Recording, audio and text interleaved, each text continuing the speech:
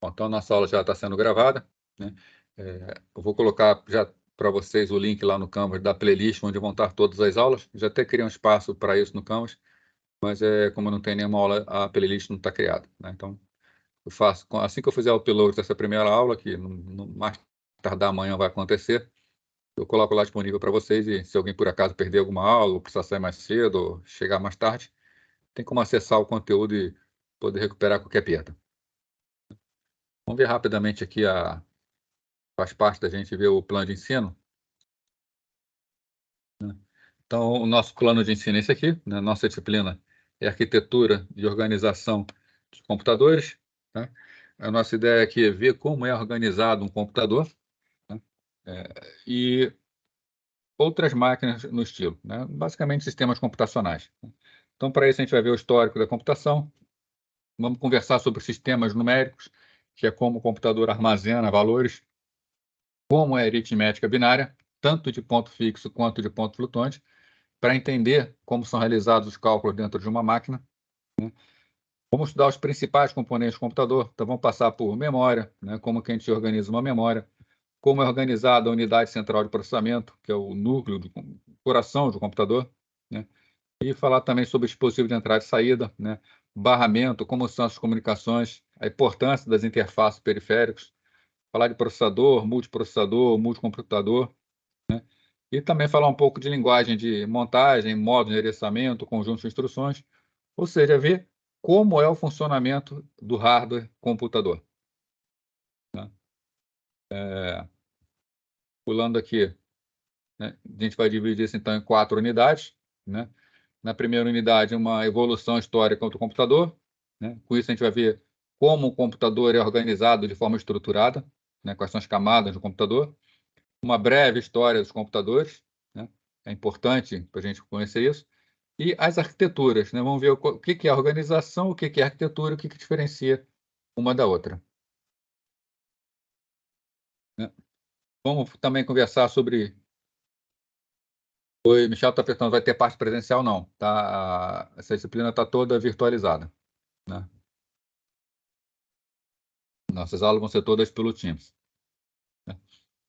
Então, vamos ver como é a informação e a representação da informação. Então, os sistemas de numeração, sistemas decimal, binário, octal, hexadecimal, e a aritmética binária, tá? Como são organizados e como são realizados os cálculos dentro de uma máquina, né?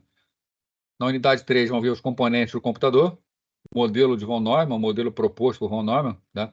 Falar um pouquinho para vocês da história dele, quem foi ele, a importância que ele tem até hoje, né? Vamos ver modelos de barramento de sistema, que é importantíssimo para um bom desempenho, e sistemas de computação de forma geral, né? E na unidade 4, né, execução de programas, geração de programas executáveis, interpretação, linguagem montadora. Essas são todas as unidades, mas a gente não vai ver necessariamente nessa ordem. Isso a gente vai cumprir, né? Avaliação, né, são 3 notas, A1, A2, A3, e essa disciplina vai ser como a tradicional disciplina, né? Um trabalho valendo como nota A1, e 2 provas valendo como notas A2 e A3. Valem as 2 maiores notas para fazer a média para obter a aprovação, né? Chamadas, né? A chamada vai ser feita pelo próprio Teams, né? Então não vou parar aqui para fazer chamada, né? Ao final de cada aula eu vou puxar a listagem, o pessoal que assistiu já vai receber a presença automaticamente, né? A nossa bibliografia, né? São os livros que estão aqui, né? Eu acabei esquecendo de botar no Canvas, mas amanhã eu coloco para vocês esse plano de ensino lá. As principais bibliografias que nós vamos utilizar são NC, né, e Stalins, né? Apesar do Stalin estar na bibliografia complementar, é um excelente livro, um dos melhores livros que existem, tá? Esses 2 livros vocês têm na Biblioteca Pearson ou na minha biblioteca. Vocês conseguem acessar para fazer leitura e estudar o conteúdo que achar necessário, né? Os slides, o primeiro conjunto de slides eu já coloquei para vocês no Canvas, né? E conforme já estão todos prontos, na verdade, mas eu estou sempre relendo, sempre antes de cada aula eu estou dando uma olhada no conteúdo, porque às vezes alguma coisa muda, tem alguma coisa para acrescentar. Então, vou disponibilizando aos poucos conforme eu for atualizando, né? Passando corrido aqui nesse plano de ensino para a gente já recuperar algum tempinho que foi perdido pela primeira aula, né? Bom, falar um pouco sobre a minha formação, até para que vocês possam saber, né, até que ponto eu posso colaborar, ajudar vocês em qualquer outra dúvida que vocês tenham na disciplina, ou até mesmo fora da disciplina, tá? Eu me formei, em 1991 em engenharia de computação, né? Em 1991, rede ainda era algo bastante incipiente. Eu fui trabalhar num órgão de pesquisa, especificamente na parte de disseminação de informações científicas e tecnológicas, né? E com isso eu acabei entrando no ramo de comunicação de dados, redes de computadores, né? Tive a felicidade de ver uma grande evolução na área de computadores, né? Trabalhei a vida inteira, além da parte de ensino, né? Na parte de trabalho fora de instituição de ensino, trabalhei muito com a parte de redes, implantação de redes, projeto de redes, implantação de servidores, manutenção de servidores, administração, né? Apoio ao usuário, tá? Pude trabalhar com alguns projetos de hardware também nesse centro, tá? Então, isso me deu um conhecimento bom nessa área de arquitetura, né? Então, se alguém tiver qualquer dúvida de qualquer dessas áreas que eu possa colaborar, tá? Mesmo fora dos assuntos aqui da disciplina, pode ficar à vontade para perguntar aqui. Na medida do possível, vou estar sempre de boa vontade aí para colaborar com vocês, tá? Perguntas, né? Como a gente vai conduzir a disciplina? Tentar fazer o mais próximo possível daquilo que seria uma sala de aula, né? Eu estou aqui o tempo inteiro olhando o chat para ver conforme vocês estão falando, estou com duas telas, mas nem sempre estou olhando o tempo inteiro para o chat, tá? Às vezes até acabo esquecendo um pouco e não olho. Então, se alguém quiser fazer uma pergunta, não tem problema nenhum abrir o microfone e falar, tá? Não tem problema interromper. Se quiser também fazer uma colaboração, falar de alguma coisa que eu não falei, né? Trazer alguma novidade, tá? Não tem problema nenhum, até pelo contrário, é interessante, né, trazer novas ideias, tá? Então fiquem à vontade para falar, para participar, tá? Se alguém também perceber que o outro aluno escreveu alguma coisa no chat e não percebi, quiser me avisar, abre o microfone, sem problema nenhum, né? Então, antes da gente começar a nossa disciplina, alguém gostaria de falar alguma coisa, escrever alguma coisa, comentar? O Bruno está escrevendo ali?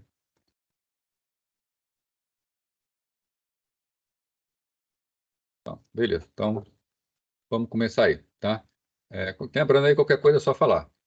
Eu gosto sempre de deixar a câmera desligada, porque é menos upload que faz, tá? E fica melhor a imagem para vocês. Então, a disciplina vai tratar de arquitetura e organização de computadores. Basicamente, a gente já vai começar definindo a diferença entre arquitetura e organização. Hoje a gente vai focar bastante na parte introdutória, né? Então, a gente vai tratar da introdução. A gente não acaba a introdução hoje. Na semana que vem, a gente termina a introdução e começa a entrar em partes específicas, né? Então, aqui na introdução, dar uma passada geral na disciplina, falar de tudo um pouco, né, para a gente poder manter o linguajar comum, e depois a gente entra aprofundando. Vou então começar definindo aqui arquitetura e organização, já que é o nome da disciplina, né? Arquitetura e organização de computadores. O que é uma arquitetura de computadores, né? São aqueles atributos de um sistema que são visíveis a um programador, tá? Então, na arquitetura, a gente diz que é o que o nosso cliente vê da máquina, tá? O usuário de uma arquitetura não é um usuário comum de computador que está usando o editor de textos, né? É um usuário mais avançado. No mínimo, é o programador. É aquela pessoa que tem um conhecimento específico daquele funcionamento daquele hardware, tá? Ou pelo menos deveria ter, né? Diz respeito a atributos que possuem impacto direto sobre a execução de um programa. Então, quando a gente fala de arquitetura, a gente está falando de algo que vai realmente impactar o funcionamento, né?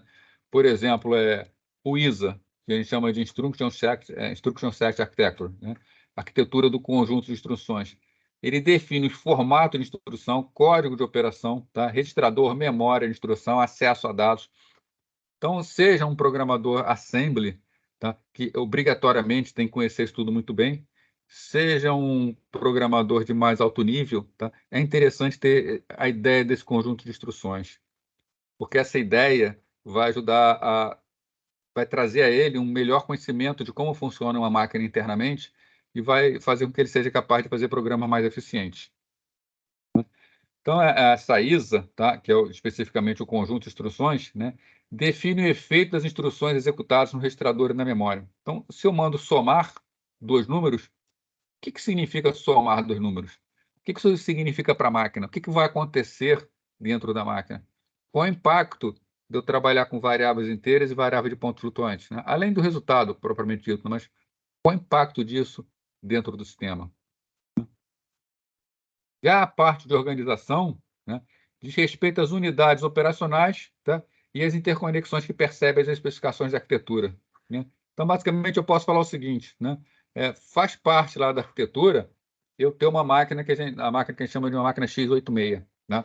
Uma máquina, ou então uma máquina 32 bits, né? Essas máquinas, com base nessa arquitetura da máquina, nesse funcionamento, na forma como a máquina é montada, eu vou precisar usar compiladores específicos, vou poder executar determinadas operações nessa máquina.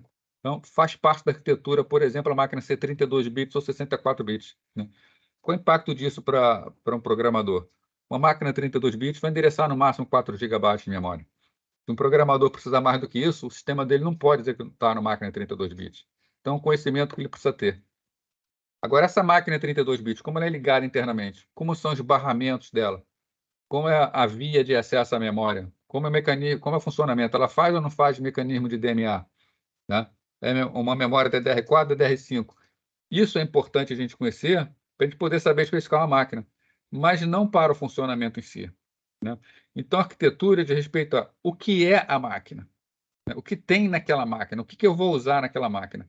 Agora, a organização é como os componentes arquitetônicos da máquina, por exemplo, um processador de 32 bits ligado na memória DDR3, como é feita essa ligação, tá? Então, a organização diz mais respeito ao projeto em si, né? Enquanto a arquitetura é o que tem dentro daquela máquina. Então, a gente diria o quê? O programador ele está mais próximo à arquitetura, que define o que é a máquina. Enquanto a organização basicamente pega aqueles componentes que tem na arquitetura e organiza de alguma maneira, né? Então, o nome é bem claro, como eles estão organizados. Aqui nessa disciplina, a gente vai estudar arquitetura e organização, né? Quais são os componentes que existem numa máquina para que ela possa funcionar e como eles são organizados, como eles são ligados, né? Com isso, a gente vai poder avaliar desempenho de máquina e saber que máquina é melhor para cada situação, né? Então, vamos lá, alguns exemplos de arquitetura, né? Conjunto de instruções de uma máquina. O que é que aquela máquina faz? O que ela é capaz de executar? Isso diz respeito à arquitetura, né? Já que está intrinsecamente ligado ao processador, que é um elemento da arquitetura. Quantidade de bits para representar tipos de dados, né? Quantos bits eu tenho, por exemplo, para representar um número inteiro, né? Então, se eu vou trabalhar com linguagem C, a linguagem C trabalha com inteiros do processador. Se o meu processador trabalha com o número inteiro de 8 bytes, eu tenho uma faixa de valores. Se ele trabalha com o número inteiro de 4 bytes, eu terei outra faixa de valores, tá? Então, saber qual é a arquitetura de uma máquina traz impacto diretamente na programação, né? Mecanismos de entrada e saída, né? Como funciona o sistema de entrada e saída? Que tipo de sistema de entrada e saída existem, né? Quais são as técnicas utilizadas para endereçar a memória? Como eu posso saber que tipo de acesso eu tenho à memória, tá? Isso tudo, arquitetura, né? E a organização, tá? Elas incluem detalhes do hardware que são transparentes ao programador. Por exemplo, sinais de controle. A instrução de somar, ela vai realizar uma soma. Para o programador, é importante saber quantos bytes estão somados, né? Qual o tamanho dos números. Agora, quais são os sinais do controle que são disparados para essa soma acontecer? Isso já diz respeito à organização. Isso é transparente ao programador. Não é necessário que o programador conheça em detalhes, né? Interface entre o computador e periféricos. Quais são os sinais de controles que passam essa interface, tá? Para um programador, programar máquina, ele vai precisar de um disco, ele vai precisar de um SSD. Agora, o tipo específico de disco de SSD pode impactar até no desempenho da máquina, mas não no funcionamento, tá? Então, isso não tem um impacto direto no programador, né? Tecnologia de memória utilizada. A máquina está usando DDR4, geração mais nova, geração mais antiga. É interessante saber por questões de desempenho, mas não impacta na programação. Isso tudo diz respeito à organização, né? Então, aquilo que pode impactar no que a gente usa da máquina, arquitetura. Agora, o que não vai impactar, aquilo que é transparente, que diz respeito apenas ao funcionamento, organização. Então, a gente diz que a questão de projeto de arquitetura, se determinada instrução vai estar presente ou não no computador. Oi, Isabelle, eu já até disponibilizei material, tá? Só vou até confirmar aqui lá no Canvas para vocês. Vocês entrarem no fórum material de estudo. Vou dar uma olhada aqui que eu estou com acesso a ele.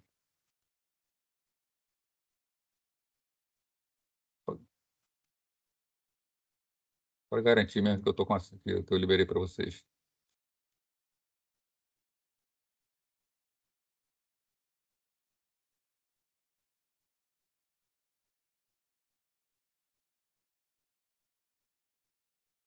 Essa primeira parte de slide já está lá no material de estudo para vocês. É só entrar lá no Canvas que você consegue pegar.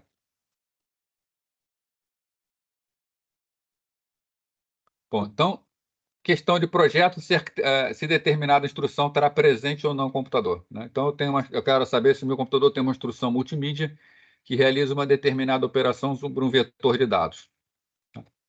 Isso é questão de arquitetura, né? Como eu arquiteto a máquina para essa instrução ser executada ou não.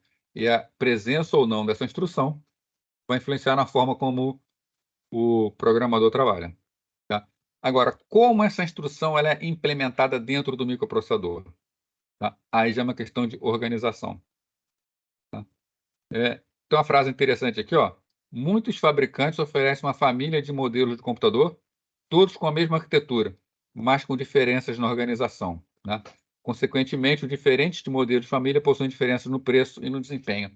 Então, existem famílias, se vocês pegarem fabricantes de computador, Lenovo, Dell, Compaq, Sony, todos os fabricantes de equipamentos, tá? Normalmente você vê que ele tem uma família de arquitetura, tá? Uma família de notebooks.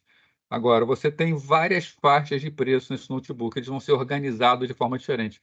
Vão ter processadores com modelos diferentes, vão ter modelos diferentes de acesso à memória, alguns vão estar trabalhando com SSD, outros vão estar trabalhando com disco, tá? Mas todos com base na mesma arquitetura, todos fazem a mesma coisa. Porém, de acordo com a organização, eles vão fazer mais rápido ou mais lentamente. Posso fazer uma pergunta, Fábio? Claro, claro. No caso, a família seria tipo assim, no Samsung, se não me engano, tem um NP, o início do NP. Seria isso? A família do NP.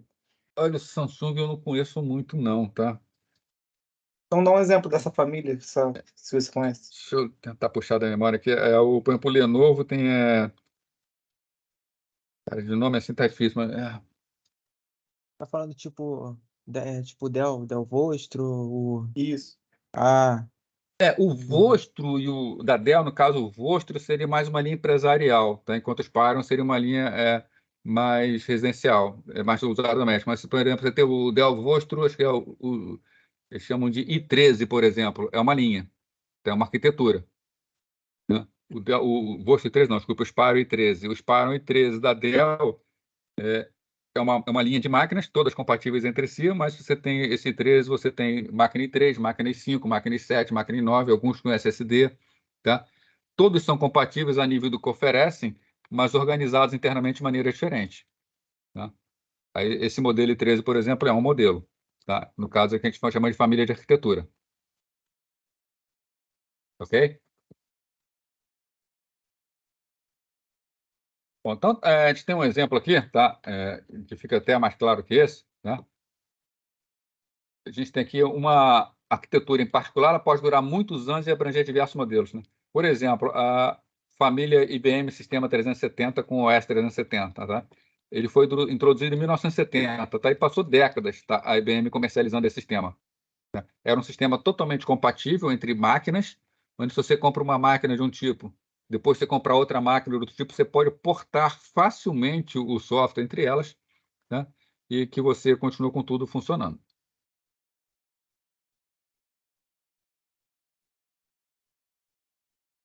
Falar um pouquinho de desempenho, tá? Se falar de desempenho é para poder explicar um pouco, né, a variação nas arquiteturas que nós temos, tá? E nas organizações que nós temos. O que acontece, né? Nos últimos 70 anos, tá, a computação ela tem mais ou menos 70 anos, né? A gente teve um progresso muito grande, né? Na semana que vem a gente vai falar de um histórico mais aprofundado. A gente vai ver que máquinas que fazem cálculos, vamos falar assim, fazem computação, elas existem há muitos anos, há centenas de anos, né? Eu não estou falando assim de ábaco, que é botar pedrinha para lá, pedrinha para cá. Estou falando de equipamentos mesmo capazes de calcular. Em 1800, nós já tínhamos algumas máquinas que fazem esse tipo de coisa, máquinas puramente mecânicas, tá? Algumas delas com propostas até de programação, tá? Mas, recentemente, principalmente nos últimos 70 anos, a coisa evoluiu muito rapidamente, tá? Hoje, por exemplo, a gente pode comprar um telefone celular de baixo custo, tá? Esse mais barato que vocês pensarem no mercado, que é um smartphone. Esse smartphone mais simples, tá? Ele tem um poder de processamento muito maior, né, do que um supercomputador, né, comprado em 1990 por milhões de dólares, né? Então, hoje, o que a gente tem em poder de processamento, a expectativa é que daqui a algumas décadas seja nada perto do que existe, né? Vou dar um exemplo para vocês, tá? Acho que até que vai ter um slide mais para frente sobre isso, mas, opa, peraí. O primeiro computador que eu tive foi um PC XT, né? O meu computador que eu tive assim, da linha PC, tá? Da linha Intel. O primeiro mesmo foi um Apple, tá? Mas um PC XT. Esse PC XT era uma máquina de 4,77 MHz, com 1 MB de memória RAM, né? E eu me lembro que na época a gente comprava as coisas, tá? Por questão de inflação, tudo a gente comprava em dólares. Esse PC XT, ele custava exatos, até falei para o pessoal semana passada $1.000, mas na verdade era $1.500, né? Era uma máquina extremamente simples comparado com a máquina de hoje, tá? Mas era a máquina mais simples que se podia comprar na época, por $1.500. Hoje em dia, se você for na farmácia e comprar um teste de gravidez, esse teste de gravidez ele tem um processador dentro dele para poder fazer o processamento do resultado, é o que a gente chama de computador descartável, mas esse processador que tem dentro do teste de gravidez, ele tem um desempenho superior a essa máquina aqui, tá? Então, e quanto custa um teste de gravidez, né? Nada, praticamente nada, perto do preço do computador, né? Então, a coisa evolui bastante. E quando a gente está falando de arquitetura, a gente está buscando essa evolução, máquinas cada vez mais rápidas, né? Então, essa melhoria rápida, tá? Tanto dos avanços da tecnologia para montar, quanto na inovação dos projetos, é quem trouxe esse ganho. Nós temos não só o aspecto hardware mais rápido, né? Nós começamos com relés eletromecânicos, passamos para válvulas, hoje nós estamos trabalhando com transistores, tá? Já estão tendo propostas novas de transistores chaveados por luz, por laser, que funciona ainda mais rápido. Então, a eletrônica está evoluindo, os componentes estão ficando cada vez mais rápidos. Fora isso, nós temos também projetos cada vez melhores, né? Onde, mesmo que a eletrônica não tivesse evoluído, a questão do projeto, a questão da forma como a gente monta uma máquina, faz com que a máquina fique cada vez mais rápida, né? Além disso, tivemos mudanças significativas, né, que facilitaram o sucesso comercial de determinada arquitetura, tá? Por exemplo, a eliminação virtual da programação assembly, né? Quando criamos os primeiros computadores, nós vamos ver aqui, não tínhamos nem linguagem assembly. Era tudo feito diretamente, cabos, chaves, né? O surgimento do assembly foi uma facilidade enorme, né? A linguagem assembly, que hoje a gente acha que é algo muito baixo nível, muito difícil, já foi a solução no passado, né? Hoje em dia, nós temos compiladores que transformam linguagem de alto nível em linguagem assembly, né? Eu não sei nem se hoje nós estamos vivenciando uma grande mudança de novo, né? Onde talvez no futuro as pessoas vão falar, poxa, programar em linguagem de programação, né? Porque a gente pega hoje um chat GPT, por exemplo, você pode pedir para ele gerar um programa em Python, ou se você... Python é o nativo dele, mas pode gerar em qualquer linguagem de programação. Então, talvez no futuro a gente só fale com um computador o que a gente quer, ele faz toda a programação, né? E alguém pode perguntar, poxa, falar, né? Poxa, algum dia já teve gente que programou com linguagem de programação, né? Não sei se vai acontecer, mas nós estamos no risco de estar presenciando, ter o privilégio de presenciar essa virada. Vai ter um dia que as pessoas vão se questionar, caraca, o cara sentado para escrever código. Fatalmente vai acontecer, né? Eu tive um amigo que ele falou que ele é um engenheiro mecânico, Desculpa, engenheiro elétrico, tá? Engenheiro elétrico. E ele falou, poxa, precisei fazer um programa, fui me arriscar, pedi para o ChatGPT, ele fez para mim. Tudo bem, que era uma coisa simples que ele queria fazer. Ele tinha alguns dados que ele precisava fazer uma estatística desses dados. Mas foi feita para ele, né? O Matheus está falando da Skynet, né? Não está longe, não. Tá?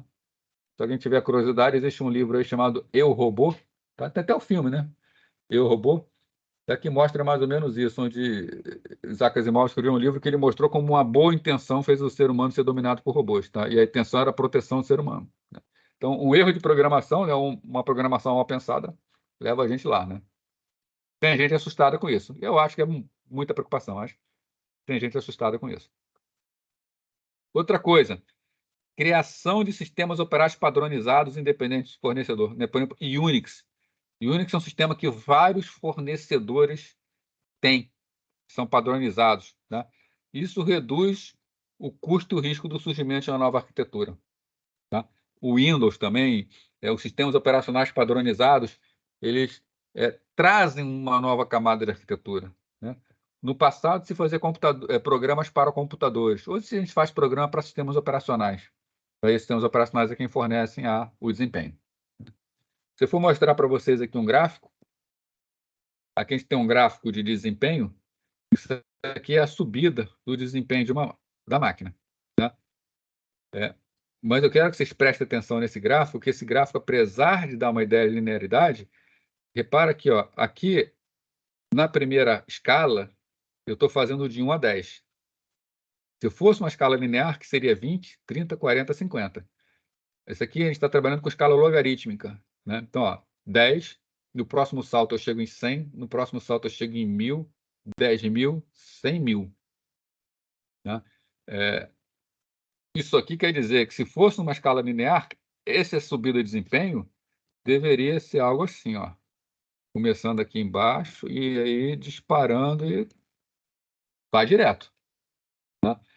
Então, é o que a gente tem de desempenho. Tomamos como padrão, tá? O computador VAX 11780 de 5 MHz. A gente diz que é o padrão 1, escala 1, capacidade dele de crescimento, de execução. Tá? O Matheus está comentando, né? Complica descobrir exatamente o que vão ver daqui a 10 anos. É muito difícil imaginar. Ainda mais que outra coisa que a gente está vivenciando agora é a evolução da computação quântica, tá? Que promete revolucionar completamente a forma de fazer processamento de dados. Aí você junta isso com inteligência artificial, é difícil dizer como é que a gente vai estar realmente daqui a 10 anos. É muito difícil. A única coisa fácil de dizer é que não vai ser como está hoje. A gente pode ter certeza. Então, a gente vê aqui, ó, que até lá mais ou menos 1986, teve um crescimento de desempenho de mais ou menos 25% ao ano. Né? As máquinas foram evoluindo, depois um crescimento de 52% ao ano, vertiginoso. Depois a taxa de crescimento diminui, né, nessa faixa aqui para 23% ao ano. Depois, até a 2015, 12% ao ano. A partir de 2015, 3,5% ao ano. O que é que nós estamos experimentando aqui? A eletrônica evoluiu, conseguimos um avanço gigantesco, né? E agora estamos estagnando novamente. Tá? Por quê? Porque a gente consegue agora exaurir, tá, o limite da eletrônica. Então, a gente precisa buscar outros mecanismos para ganhar desempenho. Né? O Diego está falando que existe... na verdade, tem mais de um país, né? Que é onde tem motoristas que não são... Carros tipo Uber que não tem motorista. Né? Isso já é realidade, sim. Tá? No exterior, você consegue pedir um carro de aluguel, o carro vem, te encontra, você entra no carro e te leva para onde você quer e não tem motorista. Né? O Gabriel está botando San Diego, né? Mas tem país da Europa que também é assim. Né? Realmente a coisa está mudando muito. Agora, o que leva a essa estagnação aqui? Né? A gente está chegando no limite da eletrônica. Né? Chegar no limite da eletrônica significa um transistor, ele é muito pequenininho, tá? Mas a gente precisa trabalhar com ele precisa dissipar calor. Né? Então, aumentar a frequência de um relógio significa trabalhar com máquinas cada vez mais quentes. Né? E a gente tem um problema que o processador ele precisa ser pequeno para trabalhar com alta frequência. Tá? A gente basicamente tem isso aqui. Né? Aqui eu estou botando uma escala gigantesca. Tá? Imagina isso aqui é um núcleo de um microprocessador. Tá? O microprocessador ele trabalha por ciclos. Então, o relógio ele dá uma pulsada e no final desse ciclo, quando ele chega no final desse ciclo, todos os componentes já têm que ter realizado o seu trabalho. Tá? O microprocessador ele é baseado em semicondutores. No semicondutor, a energia não atravessa com a mesma velocidade que atravessa um condutor. Né? A energia elétrica, num condutor, ela atravessa praticamente a velocidade da luz. No semicondutor, é mais lento. Né? Então, significa o seguinte, se alguma coisa começou numa extremidade, tem que dar tempo de propagar até a extremidade mais distante. Esse ciclo não pode ser menor do que esse tempo de propagação e todo o tempo de processamento. Então, uma maneira da gente aumentar a velocidade é o quê? Fazer elementos menores. Com isso, eu consigo aumentar a taxa de transferência. Tá? Desculpa, a taxa de sinalização, né? A frequência de operação do microprocessador. Porém, aumentar muito a frequência significa o quê? Aquecimento. O bichinho vai ficar bem quente. E se eu estou fazendo o bichinho muito pequenininho, eu não tenho como dissipar esse calor. Ele vai poder queimar. Né? Então, eu chego num limite. Eu não posso fazer ele ficar menor, que ele fica muito quente. Eu preciso dissipar calor. Não é à toa que alguns supercomputadores têm sistemas especiais de refrigeração dos seus microprocessadores. Tá? Alguns modelos trabalham até imerso em líquido superrefrigerado para poder trabalhar com faixas maiores. Mas isso não vai ser uma realidade para máquinas normais. Então, se a gente chega no limite da eletrônica, fica muito difícil tentar trabalhar com eletrônica para aumentar o desempenho. O que a gente faz? Começa a pensar em arquiteturas cada vez mais elaboradas. Máquinas com vários núcleos, máquinas paralelas, máquinas com arquitetura distribuída. A Natan está até comentando, né, o sistema de refrigeração aí dos computadores quânticos. Então, o impacto dessa taxa de crescimento, né? Melhorou consideravelmente a capacidade disponível aos usuários do computador. Nós tivemos uma melhoria drástica, tá, em termos de custo de desempenho, com máquinas cada vez mais rápidas, né, a um preço cada vez menor. Então, nós temos novas classes de computadores. Né? Por exemplo, computador pessoal e workstation emergiram com a invenção do microprocessador. No início da computação, pensar em computador pessoal é absurdo. Tá? Computadores eram caríssimos, eram apenas grandes organizações que poderiam ter. Né? Na verdade, Diego, o computador quântico ele tem um esquema de processamento um pouco diferente, ele é para uma finalidade diferente. Né? Nem tudo eu creio que vai migrar para a computação quântica. A computação quântica ela é um pouco complexa, vou ser sincero, eu não estudei muito a fundo, mas você não trabalha com valores binários, por exemplo. Tá? Você trabalha até com grandezas, vamos falar assim, analógicas. Tá? Você não é 0 e 1, você pode ter valores intermediários. Tá? Então, é difícil. Eu não creio que ele venha a substituir o computador normal, tá? Um computador binário, digital. Ele vai, na verdade, ser melhor para determinadas aplicações que hoje nós temos. Então, algumas aplicações que estão rodando em computadores convencionais acabaram migrando para o quântico, tá? Mas outras vão continuar no computador normal. Então, isso aqui, né, surge o quê? Smartphone, tablet, PC, começa a surgir um monte de coisa. Então, a melhoria contínua na fabricação leva o quê? A dominância de computador baseado em microprocessadores. A gente vai ver aqui o histórico. Tá? Antigamente, nós não tínhamos microprocessadores, nós tínhamos outros tipos de máquinas e foram sendo evoluídos. Tá? E hoje em dia, supercomputadores de ponta, eles são montados como grupos de microprocessadores. Né? São chamados clusters. Também vai dar uma conversada sobre cluster. E aí, embora cluster discuta mais sistemas distribuídos, né? A gente vai dar uma conversada aqui sobre cluster e ver o impacto disso na supercomputação. O impacto dessa taxa de crescimento. Né? Desenvolvedor de software. Né? Se a gente voltar lá naquele gráfico, a gente vai ver que teve melhoria de pelo menos 50 mil vezes no desempenho.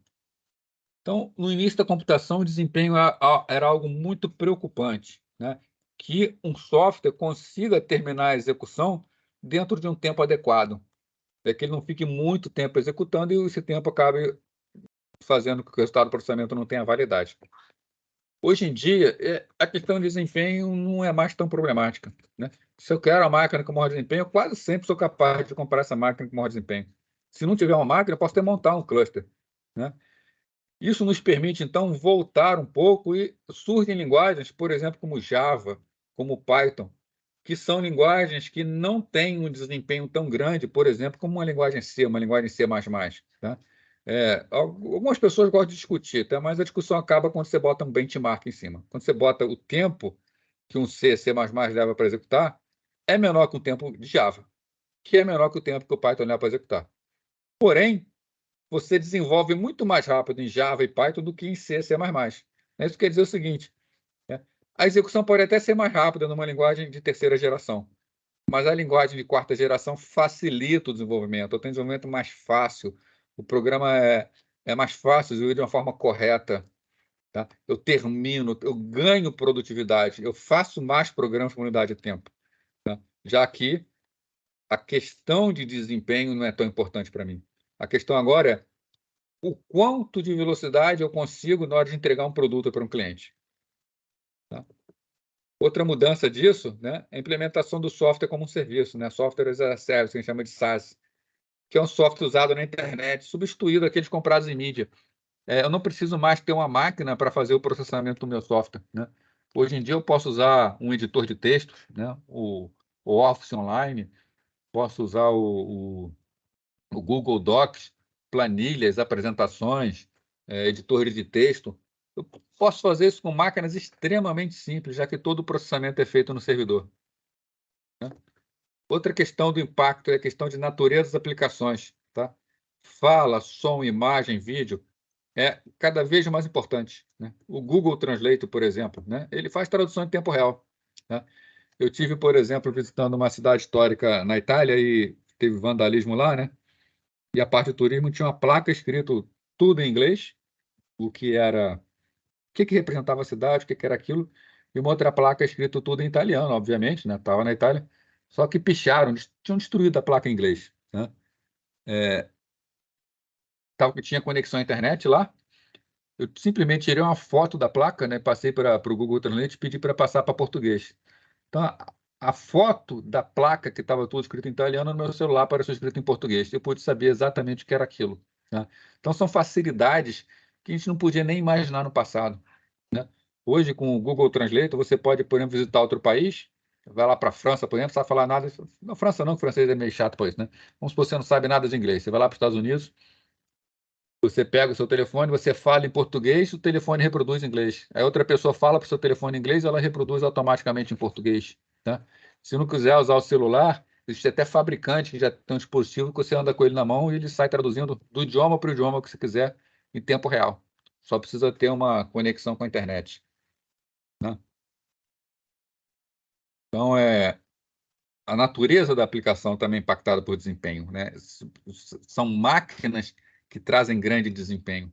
E isso não seria possível num passado até um pouco recente. Eu já comentei isso com vocês, né? Por volta de 2004, a indústria se aproxima do limite físico da densidade dos transistores, aquela questão do eu não consigo botar muito mais transistores, não porque a microeletrônica não consigo colocar, mas porque eu preciso dissipar, né? Então, isso limita o ganho de desempenho, né? O que a indústria faz, então? Passa a usar vários processadores por chip, né? Então, agora eu tenho um microprocessador, dentro dele eu tenho 2 núcleos, eu tenho processador com 4 núcleos, eu tenho processador com 8 núcleos, né? Então, eu faço processamento paralelo efetivamente. Em vez de eu ter uma máquina fazendo uma tarefa ao mesmo tempo, essa máquina aqui com 2 núcleos executa 2 tarefas ao mesmo tempo. Uma máquina com 4 núcleos, ela é capaz de executar 4 tarefas ao mesmo tempo. Então, com isso, eu ganho desempenho, né? O passo restante, né, para a melhoria da energia, desempenho e custo é o quê? É a especialização. Especialização é eu criar processadores com núcleo específico para realizar determinada tarefa. Isso foi feito, por exemplo, no PlayStation 3, né? O PlayStation 3 ele tinha processadores específicos para cada coisa. né? Então, você tinha processador de áudio, onde ele só processava os sons. Você tinha processador de polígonos, ele fazia toda a renderização 3D em tempo real. Você tinha processador aritmético, ele faria todos os cálculos dos jogos. Então, processadores específicos fazendo muito bem uma tarefa e fazendo mal a outra. Ele só é escalonado para aquela tarefa específica, então ele trabalha muito bem. O Gabriel está comentando, né? Com streaming você joga videogame sem ter o aparelho, né? Isso é uma outra vertente, né? Que está um desafio, que é a questão de banda de internet. Mas a Amazon está apostando muito forte nisso. Ela está querendo disparar na frente em relação a isso. Você fazer o processamento todo remoto, só trocar a tela. Conversar então sobre máquina multinível. Vários ramos da computação trabalham com diferentes níveis. Por exemplo, a rede de computadores tem a arquitetura, tem o modelo OSI, né? Computação gráfica, bancos de dados, todas essas grandes áreas trabalham com o que a gente chama de máquinas multinível, né? A computação, lá a baixo nível, lá também hardware, tá? A gente pode enxergar um computador também como sendo uma máquina de níveis, né? Que vem a ser isso, né? O computador digital é o quê? Né? É uma máquina que pode resolver problema executando um programa. Então, quer ver problema executando um programa. O que é um programa? Uma sequência de instruções descrevendo como fazer determinada tarefa. Todo mundo aqui já fez algum programa, né? Então, meu programa ele tem várias instruções, uma após outra, que elas são executadas, né, em sequência. Claro, podemos ter loop, podemos ter desvio condicional, desvio incondicional, tá? Mas, de forma geral, uma sequência, né? O circuito eletrônico de um computador pode reconhecer e executar diretamente um conjunto limitado de instruções simples. O meu programa tem essa sequência, tá? Mas uma instrução de computador vai ser algo do tipo, vou botar aqui um add, tomar, AX, BX. O que essa instrução faz? Pega o conteúdo do registrador AX, soma com o conteúdo do registrador BX e ou coloca o resultado em AX ou coloca num registrador especial chamado acumulador, tá? Mas, enfim, o que ele faz, o que o computador faz é executar instruções que são muito específicas, tá? Então, ele conhece um conjunto limitado, né? Conjunto limitado de instruções. A gente chama isso, tá, de linguagem L0. Essa linguagem aqui, ó, executar alguma coisa, tá? É a linguagem de mais baixo nível de uma máquina. Agora, é interessante, tá? É necessário projetar um conjunto de instruções mais convenientes, tá? Do que aquele conjunto que são embutidos na máquina, né? Fazer um conjunto que seja mais simples de ser utilizado. Deixa eu ver aqui, o Lucas escreveu. É rede neural, né? Na verdade, rede neural o ChatGPT, né? Ele é baseado em rede neural. É um esquema de treinamento, tá? A rede neural não é bem não é bem uma linguagem, né? Rede neural ele é um programa que você faz em que você simula o comportamento de cérebro, ligação de sinapses, e você alimenta as entradas e ele gera saídas, e você sai corrigindo o valor de saída, né? Você pergunta, você mostra, por exemplo, uma foto de um gato, ele fala, é um cachorro. Você fala, não, é um gato. Você mostra outra foto de gato, outra foto de gato, foto de gato, ele vai acabando montando um conjunto de sinapses para chegar lá, né? Mas isso é lá em cima, isso é lá alto nível, né? A gente está falando de mais baixo nível aqui, né? Então, a gente está querendo fazer o seguinte, o hardware, na verdade, eu estou falando aqui em EDXBX, mas o que o hardware entende mesmo são sinais eletrônicos, né? Mas eu quero algo mais fácil de ser compreendido. Qual o problema?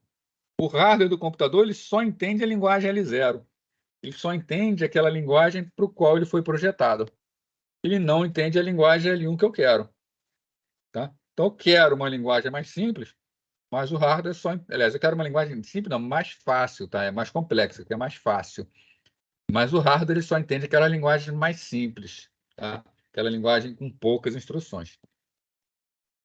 Então, para que L1 possa... Eu quero executar L1. Eu quero escrever em L1. Mas o hardware só entende L0. Nós temos duas técnicas, então. Uma técnica que a gente chama de tradução, né? Onde são usados compiladores, né? Num compilador, cada instrução em L1 é substituído por uma sequência equivalente de instruções L0. Então, o processo de compilação é o seguinte. Na tradução, na compilação, eu tenho uma série de comandos que são escritos em L1.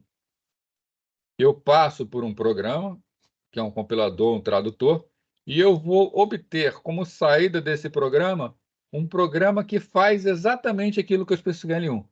Porém, esse programa está especificado numa linguagem que a gente chama L0, que é a linguagem da máquina. Tá?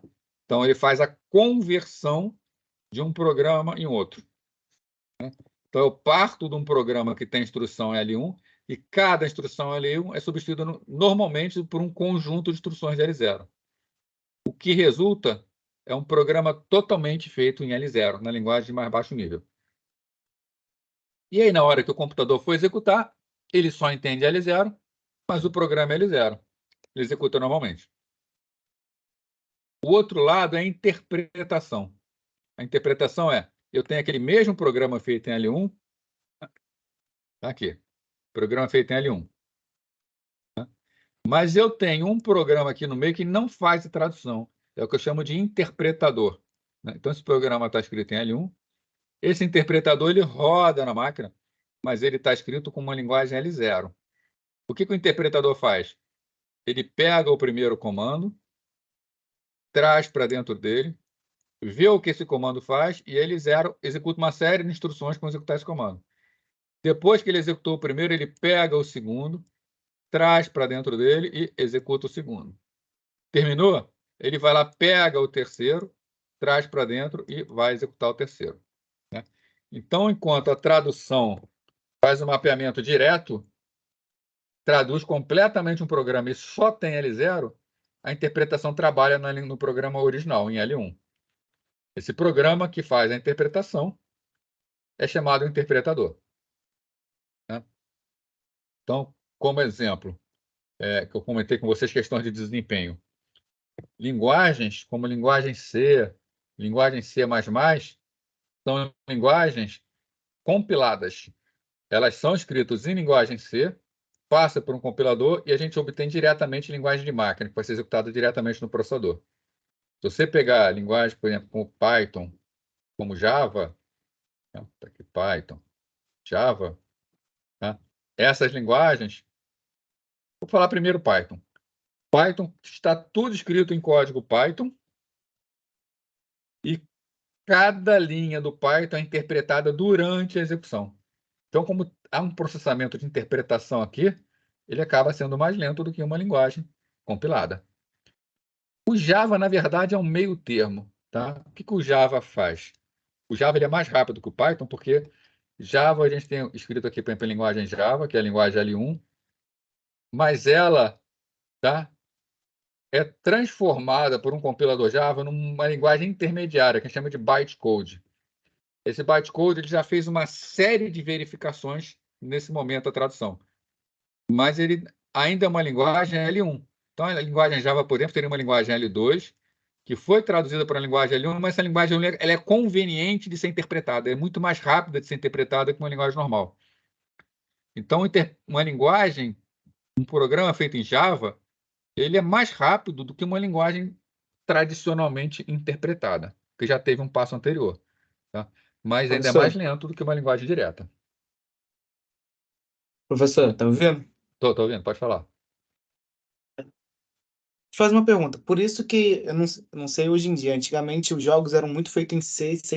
Isso daí é influência disso?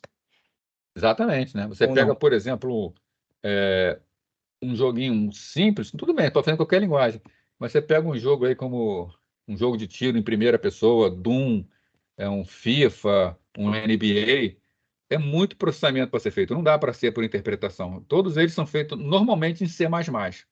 Tá? Normalmente eles são feitos em C++. E você precisa executar direto o código da máquina para ser mais rápido. Tá? Você tem que extrair o máximo. Tá?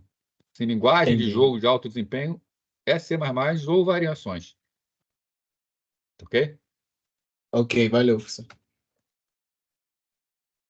O Gabriel está perguntando aqui, quanto mais verboso, mais rápido o tempo. Eu não vou ser sincero, Gabriel, o que você quis dizer por verboso? Ficou complicado para mim isso aí.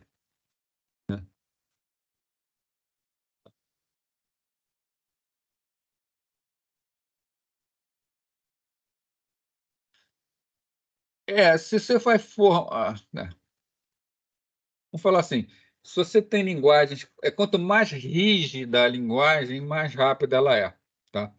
Por exemplo, Python, você usa uma variável, o tipo da variável ela é definida durante a execução. Inclusive, uma variável pode mudar o tipo dela durante a execução.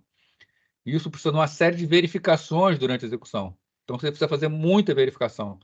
Linguagem C, linguagem C++, o tipo ele é definido para a compilação. Uma variável ela sempre tem o mesmo tipo. E linguagem C, C++, nem verifica limite, né? Por exemplo, na linguagem C e C++, se define um vetor como sendo de 10 posições. Se você quiser acessar a posição 12, ele vai deixar. Ele nem verifica nada. Isso para ganhar desempenho. Isso é muito importante para jogos, mas te deixa cometer alguns erros se você vacilar. Tá? Então, a linguagem C é uma linguagem muito rápida, mas perigosa se a pessoa não tomar cuidado. Oi, alguém ia falar aí? Eu acho que o Gabriel quis dizer, no caso, foi porque é aquela linguagem mais extensa, que fala mais, que abre mais. Eu acho que é isso que ele quis dizer. Entendeu? Porque linguagem C, C++ tem uma escrita maior do que de Java, assim. Para algumas coisas tem, né? De Java não, de Especifica Python. não. Java é longa. É. O Java é muito parecido com C, né? Ele é um derivado C. Python realmente é mais enxuto. E acaba sendo isso mesmo, né? O Gabriel até botou que foi isso mesmo, né? Então é isso mesmo. Quanto mais formal uma linguagem, quanto mais rígida, no final você gera código mais rápido.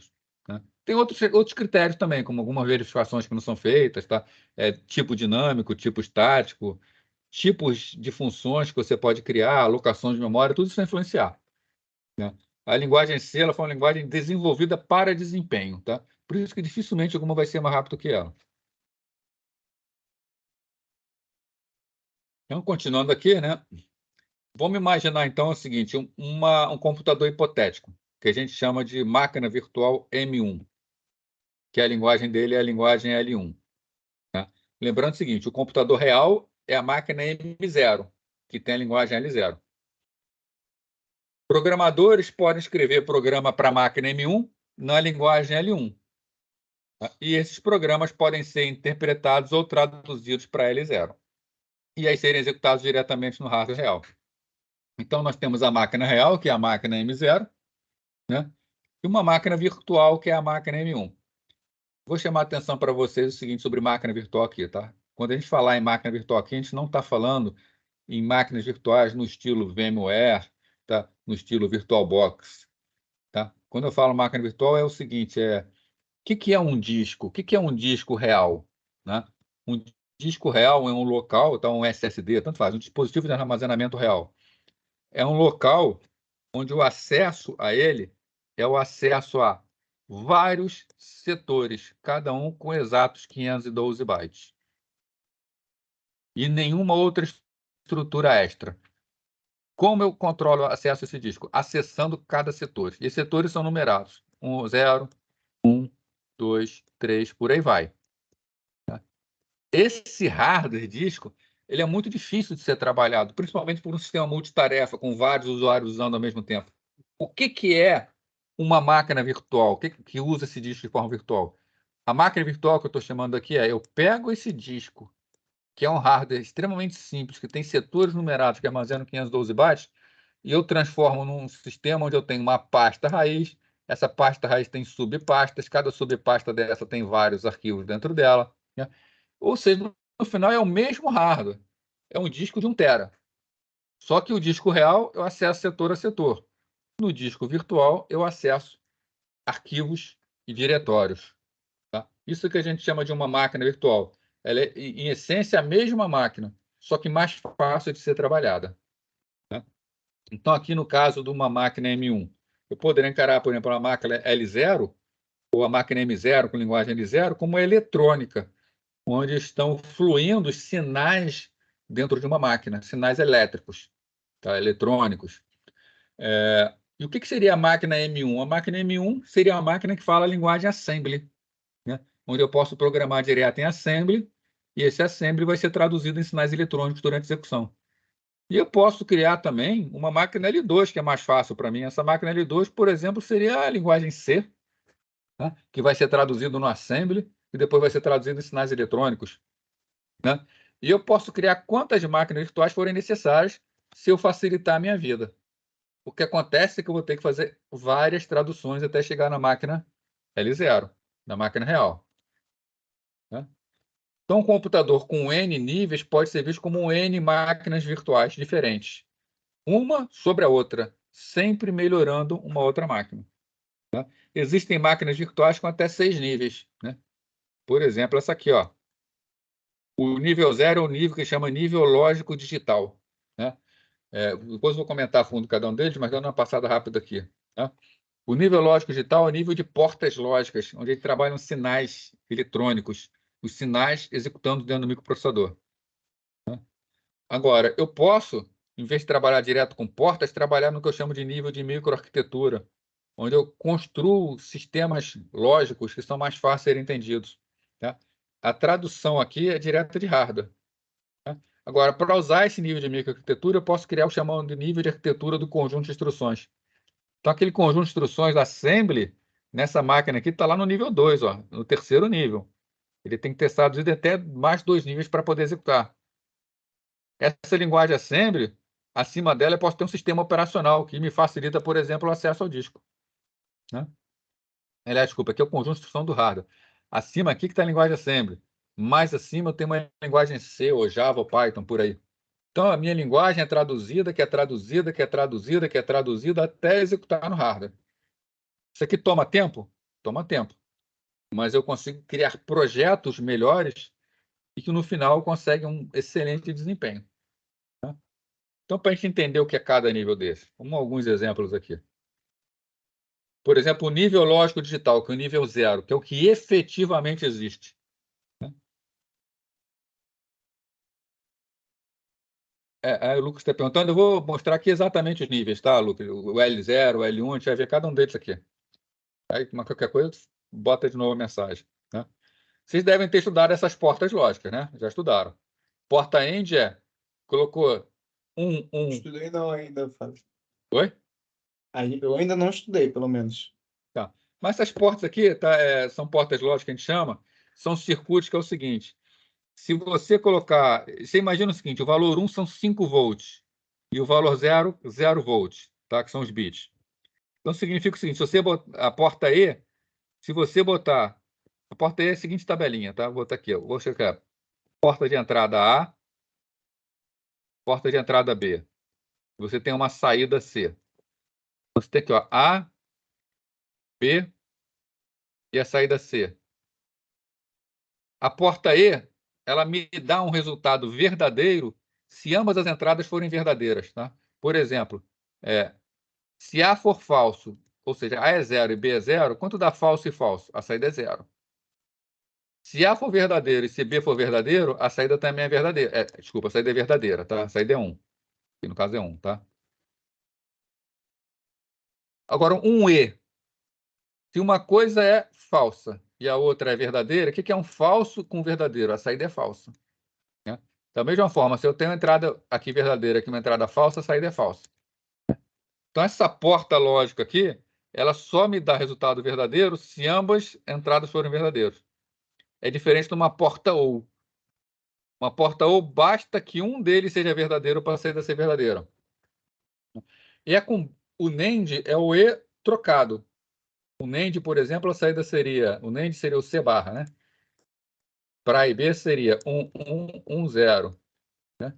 Então, isso aqui é o básico da eletrônica, né? Montar circuitos eletrônicos significa montar alguma coisa que gere um processamento com base nessas portas. Essas portas elas são implementadas por chips, né? Então, aqui, por exemplo, eu tenho um chip, um exemplo de um chip.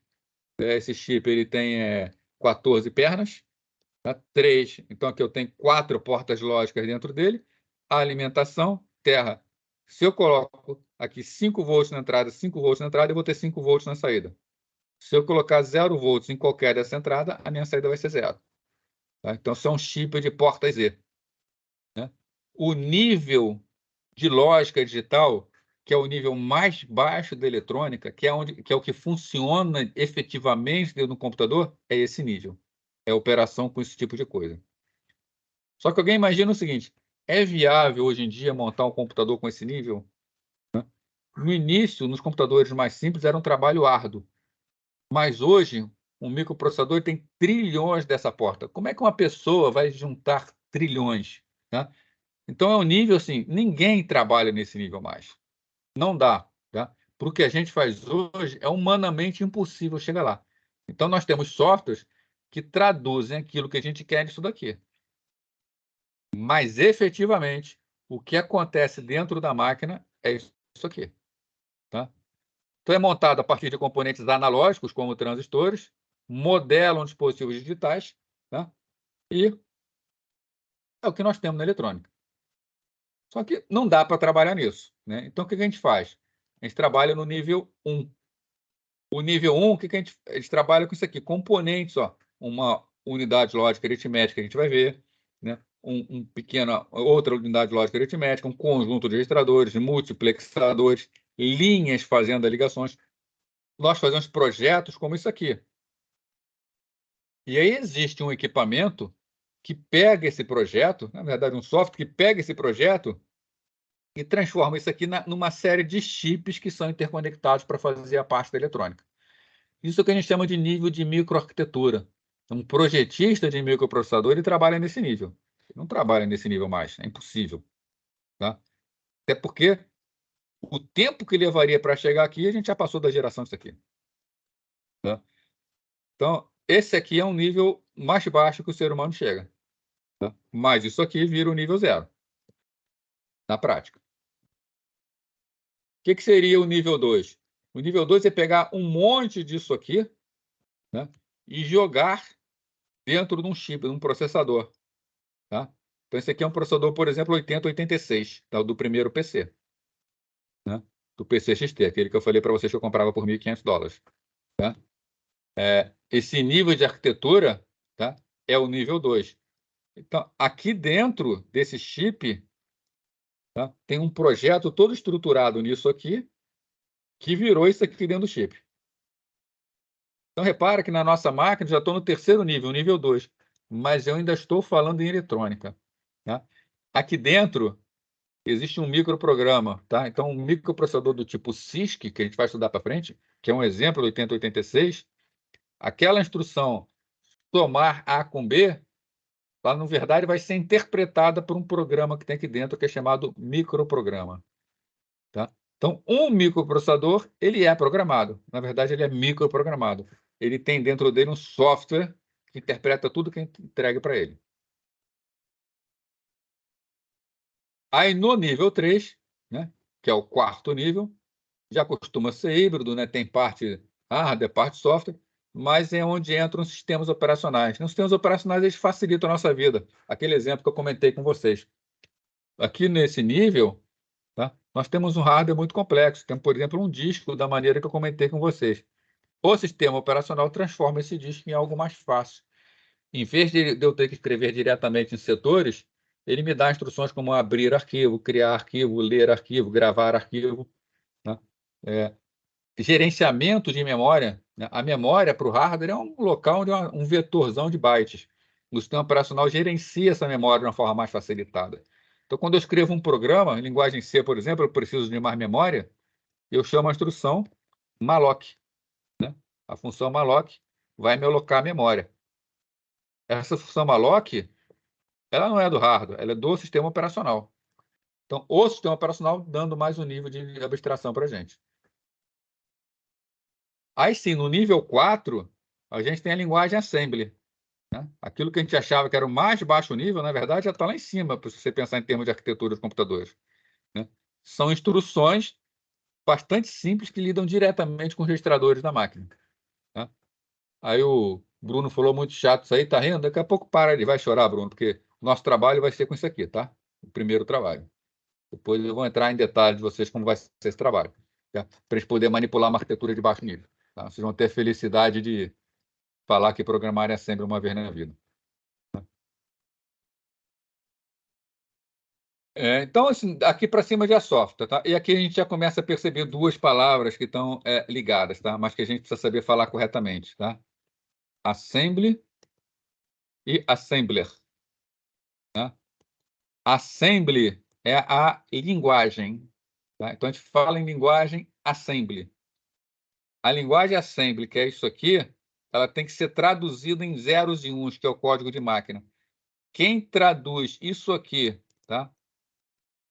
Para zeros e uns, para ser interpretado pela máquina, é o assembler, tá? Ou, né, a tradução de assembler, montador, tá? Então, assembly, linguagem de montagem. Assembler, quem faz a tradução do assembly, o montador. Tá? E, no último nível, lá em cima, no nível 5, as linguagens de programações que nós estamos acostumados, né? Algumas das mais conhecidas, C, C++, C Sharp, Java, Python, Perl, PHP, tá? E por aí vai, que podem ser compiladas ou interpretadas. Então, o Matheus está perguntando, é melhor quem não sabe C++ ou C ir aprendendo? Não, isso depende do que você quer fazer, tá? Se a pessoa vai se especializar, por exemplo, na área de desenvolvimento, eu recomendaria mesmo Java e Python, tá? Nada de C e C++. Agora, se a pessoa quer ir para uma área de mais baixo nível, desenvolver hardware, ou então trabalhar com jogos de alto desempenho, aí sim, eu acho interessante conhecer C ou C++. Tá? Isso é muito o perfil que cada um vai querer ter, do perfil profissional que vai seguir, né? Muito embora a linguagem C hoje seja a base para todas as outras linguagens, tá? As linguagens todas que estão aparecendo aí estão usando C como base. Então, conhecer C, conhecer a linguagem C nunca é perda de tempo, tá? Pelo menos na minha opinião, tá? Então, o que é o Java? O Java é um C super inchado. O que é o Python? Python, quem programa em C rapidinho aprende a programar em Python. E por aí vai.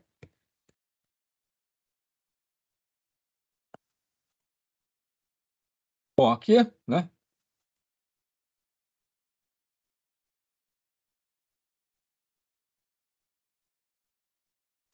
Esse aí, Lucas. O nível 2, por exemplo, eu posso dar um exemplo para vocês. Eu fiz o meu mestrado em redes de computadores, tá? Mais especificamente em implantação de redes de computadores em hardware, tá? Ou seja, era pegar uma especificação de um protocolo de rede e fazer um hardware que implementava esse protocolo, tá? É, obviamente que, né, a gente não fazia isso aqui também. A gente não fazia isso aqui, tá? A gente estava interessado era nisso aqui. Para fazer isso aqui, existe uma linguagem de programação, tá aqui, pouca gente conhece, mas vocês podem pesquisar sobre ela, que é uma linguagem chamada VHDL. Tá? VHDL é do pessoal lá, cheirador de bit, tá? VHDL é uma linguagem extremamente rígida, mas ela é uma especificação por software que tem, por exemplo, o for, tem o while, mas bastante restrita a forma de ser utilizada. E quando você compila VHDL, ele gera a especificação disso aqui. É uma linguagem para você especificar chip, para você não precisar fazer isso aqui, tá? Para você não precisar se preocupar com essas estruturas. O VHDL gera essas estruturas para você. Então, acho que o nível 2 eu poderia dizer para você que seria mais uma linguagem mesmo como VHDL, que é uma linguagem de descrição de hardware.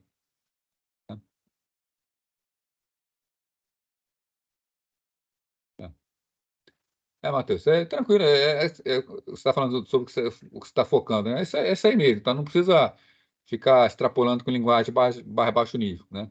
Cada um, a área da computação é uma área muito grande. Eu costumo te falar que você pode pensar como uma medicina mesmo.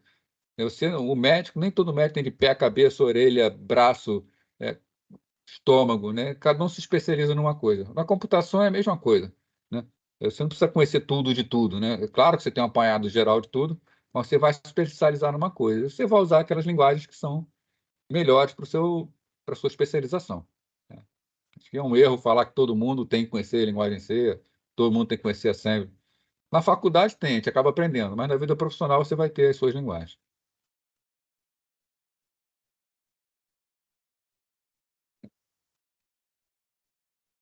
Então, aqui, evolução das máquinas multiníveis, né?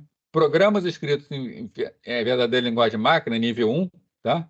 Podem ser executados diretamente no nível 0, né? Essa parte de dispositivo forma o que a gente chama de hardware do computador, tá?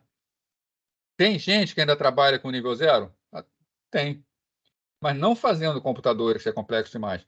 Você pode ter um hardware específico, um dispositivo específico de interfaceamento, um hardware especial, você vai trabalhar lá no baixo nível, mas não para fazer um computador, né? Então, os circuitos eletrônicos, junto com a memória, tá, formam o hardware, tá?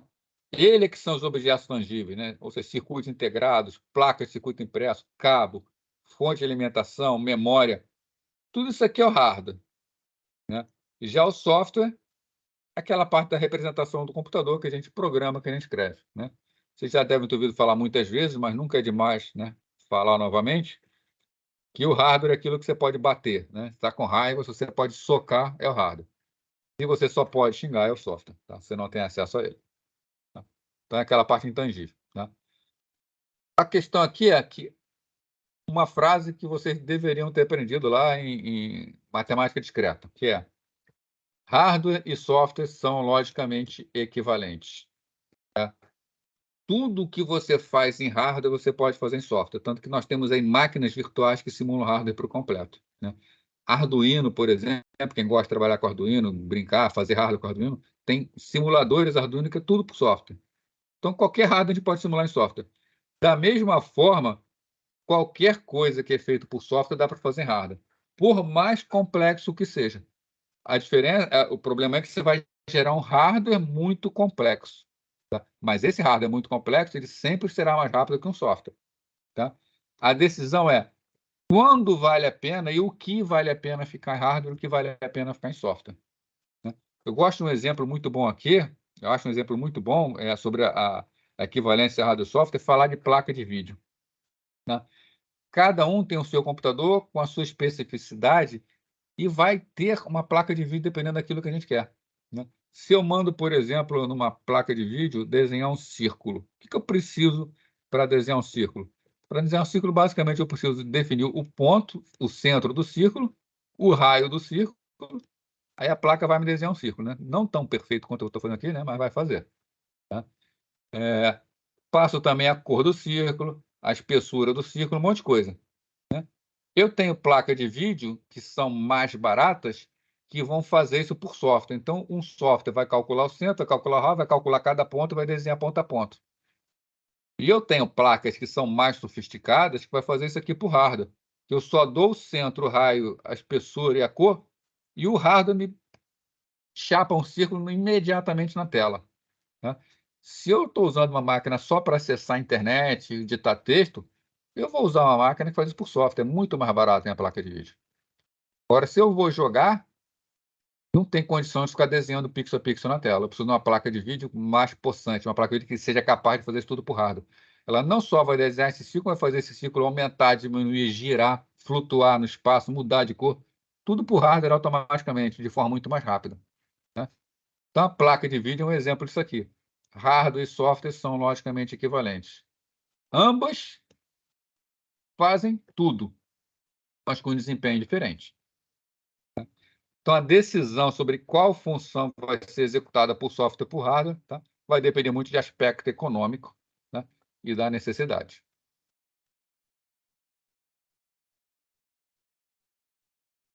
Bom, invenção da microprogramação. Isso aqui é algo que a gente vai conversar um pouco no decorrer do curso, do curso, né?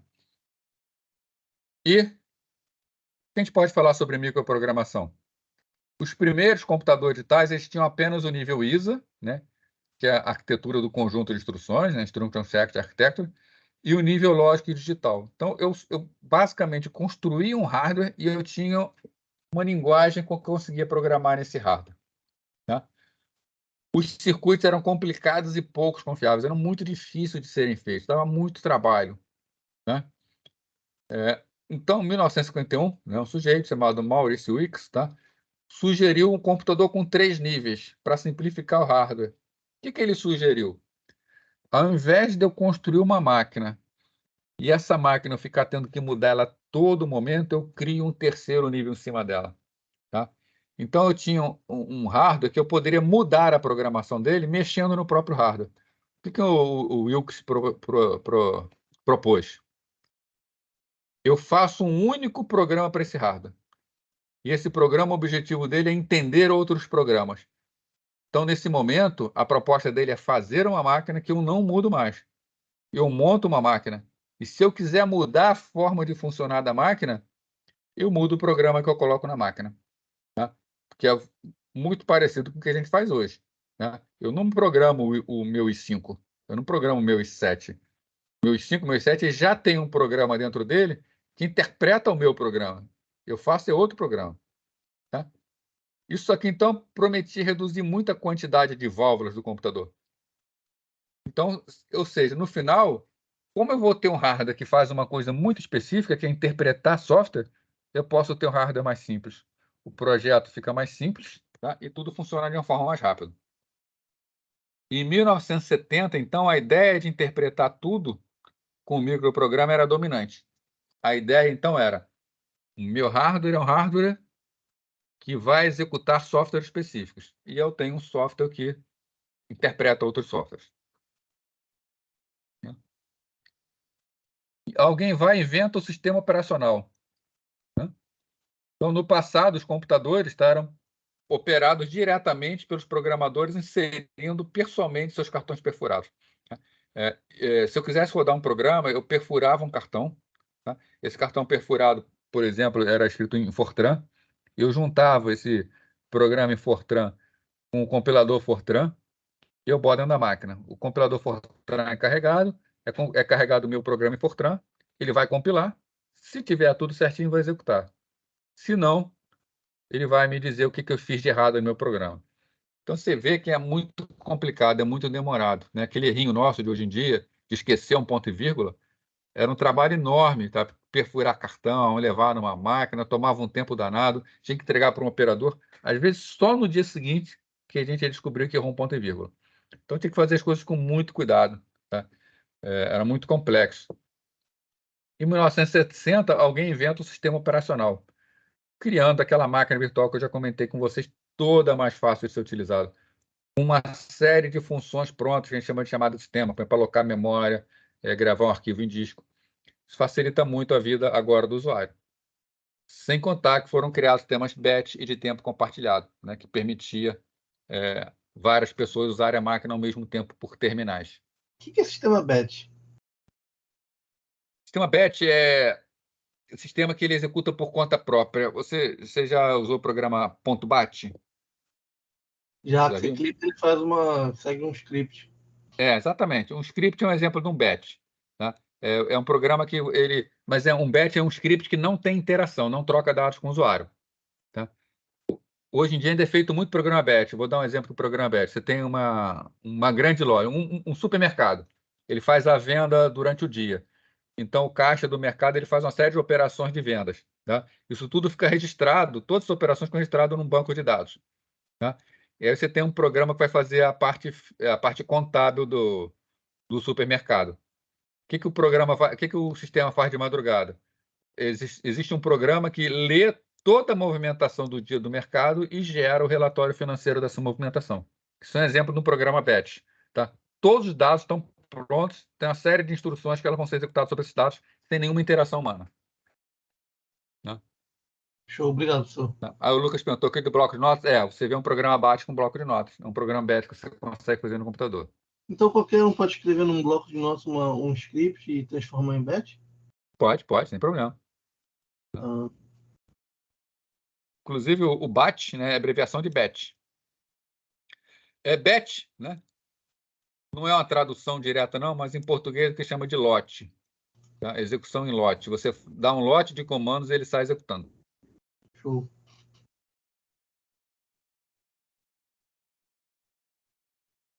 Então, a migração de funcionalidade para o microcódigo. O que começou-se a se fazer? Né? Lembra do microcódigo? O microcódigo é aquele programinha que fica dentro do microprocessador, interpretando o código de máquina. Tá? Em 1970, então, os projetistas perceberam o seguinte: eu posso colocar novas funções ampliando o microcódigo, eu posso criar uma linguagem melhor, tá? Fazer com que o processador execute cada vez mais instruções. Exemplos: as primeiras instruções só faziam soma, subtração, multiplicação e divisão de números inteiros. Se eu quisesse fazer um programa que trabalhasse com número de ponto flutuante, com número real, eu tinha que simular isso com operações de inteiros. Eu posso agora escrever no microcódigo e melhorar o meu processador, botando lá dentro funções que trabalhem diretamente com o número de pontos flutuantes. Aí fica mais fácil para o meu usuário, né? Meu usuário agora pode trabalhar com o número real, né? Então, através da multiprogramação, né, eu posso, né, acrescentar novas instruções por programação, né? O Lucas tinha perguntado, não tinha visto aqui, ao script, semelhante ao script shell. Hoje em dia, principalmente em sistemas Unix, a gente monta batch por script shell. O que aconteceu? Foi ficando cada vez mais inchado, tá? Com a possibilidade de fazer instruções, os projetistas se animaram, né? Ficaram bastante animadinhos e começaram a criar cada vez mais instruções, tá? Inclusive instruções que não eram essenciais, né? Por exemplo, a instrução de incremento. O que é uma instrução de incremento? É aquela instrução que na linguagem C a gente pode chamar assim de i mais mais. Tá? I mais mais faz o quê? Soma 1 ao inteiro i, né? Se i vale 11, eu boto i mais mais e passa a valer 12. Isso, em essência, é a mesma coisa que fazer i igual a i mais 1. Tá? Só que i igual a i mais 1 é uma operação de soma. Uma operação de soma é uma operação geral para somar qualquer valor. O incremento ele pode ser implementado mais rápido. Então, o microprocessador que tem operação de incremento, se eu tenho que somar 1, ele faz isso mais rápido se eu fizer o incremento do que se eu fizer a soma 1. Tá? Ele precisa executar menos instruções para isso. Tá? Então, instruções desse tipo começaram a ser criadas em massa. Tá? Então, outro exemplo de instruções. Multiplicação e divisão, tá? Já que antigamente era só soma e subtração que nós tínhamos. Aritmética de ponto flutuante, aceleradora de laço, manipulação de cadeia de caracteres, tá? Então, manipulação de strings, cálculo com vetores, movimentação de processo de memória, alocação de memória, processar arquivo de áudio, tá? Multimídia. Começou tudo aí para dentro do microprocessador, né? Operação multimídia, por exemplo, entrou dentro do microprograma com o advento do Pentium MMX. Né? Então, o microprocessador começou a ficar fazendo cada vez mais coisas. E o que aconteceu? Imagina uma pessoa que faz um trabalho especializado, ele consegue fazer esse trabalho mais rapidamente do que aquela pessoa que faz qualquer tipo de trabalho. Tá? E o que começou a acontecer com os microprocessadores? Esses microprocessadores de uso geral, que começaram a fazer muita coisa, eles ficaram menos especializados. Então, para executar instruções muito simples, eles começaram a demorar mais, tá? Já que eles têm muita coisa para fazer. Então, alguns projetistas começaram a achar que isso não era muito bom. E entrou numa fase que a gente chama de eliminação da microprogramação, tá? Que é eliminar o microprograma e voltar ao que era antes. Voltar a fazer tudo por hardware. Né? Ou seja, né, o que eu estou falando para vocês antigamente era tudo feito por hardware, né? Alguém achou que era bom fazer multiprogramação, a multiprogramação foi feita, ela começou a inchar muito os microprocessadores, eles começaram a ficar lentos para realizar operações bastante específicas. E aí começou-se a ver que a microprogramação, em alguns casos, não era tão boa. Tá? Porém, para outros casos, era excelente. Então, nesse momento, alguns projetistas continuaram investindo na multiprogramação. Outros voltaram a fazer microprocessadores mais voltado para hardware, que não tem microprograma, que faz tudo por hardware. Essa divisão criou duas famílias de microprocessadores. Microprocessadores chamados CISC, que executam instruções complexas, tá? E microprocessadores chamados RISC, que executam somente instruções simples. Tá?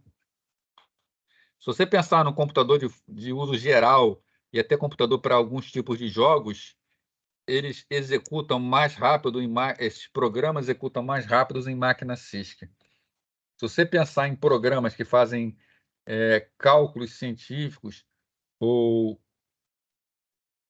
por exemplo, sistemas servidores, eles executam mais rápido quando você tem máquinas que são processadores RISC. Tá? Então, assim, se alguém falar quem é melhor, Cisco ou RISC, tá? Não existe um melhor entre eles, mas existe um melhor para determinada aplicação. Tá? Mais para frente, a gente vai entrar em detalhes sobre RISC e Cisco, e vocês vão poder ter mais condições de saber qual seria o melhor. Tá? Mas, assim, de forma geral, se é um computador de uso geral, um computador usado para jogos, normalmente Cisco. Se você é uma máquina que você vai usar para servidores ou para cálculos complexos, mas que são cálculos extensos, mas com efetivamente operações mais simples, as máquinas RISC costumam ser melhores. A gente vai chegar lá, tem outras diferenças, tá? A gente vai estudar isso em mais detalhe mais para frente. Tá? O importante que dizer é o seguinte, né? A multiprogramação foi realmente um advento importante, mas chegou um momento que, para algumas aplicações, ela começou a atrapalhar. E aí voltou o seu hardware com as máquinas RISC. Então, conclusão, tá? A fronteira entre o hardware e o software é arbitrária e muda constantemente. Né? Aqui, a gente estava numa vertente fugindo cada vez mais do hardware, mas hoje a gente volta para o hardware. Né? E é arbitrária, né? A gente vê qual é melhor para cada situação e a gente vê que muda constantemente. Tá?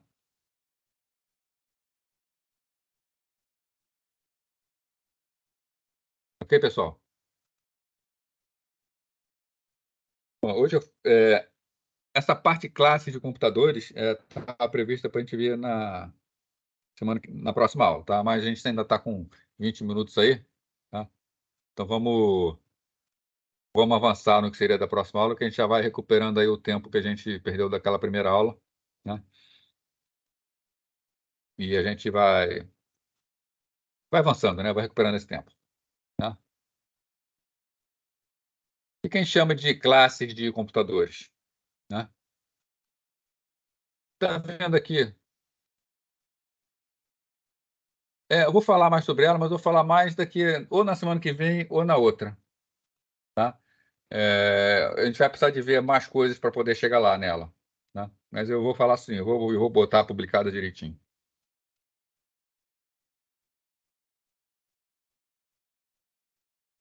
Com a evolução...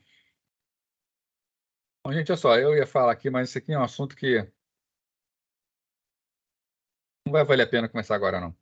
É só um assunto extenso, é pior parar no meio e continuar depois do que a gente continuar. A gente está com tempo sobrando na disciplina, acho que é melhor a gente encerrar aqui. Então, eu tentei um pouco mais rápido hoje para tentar recuperar, mas não fui rápido o suficiente, não vai ser uma boa, não. Tá? Vai ser mais proveitoso assim, tá? Então, vamos lá, gente. Vou abrir aqui a câmera. Então, como é que tá aí? Alguém tá indo na boa? Tá... Então, beleza.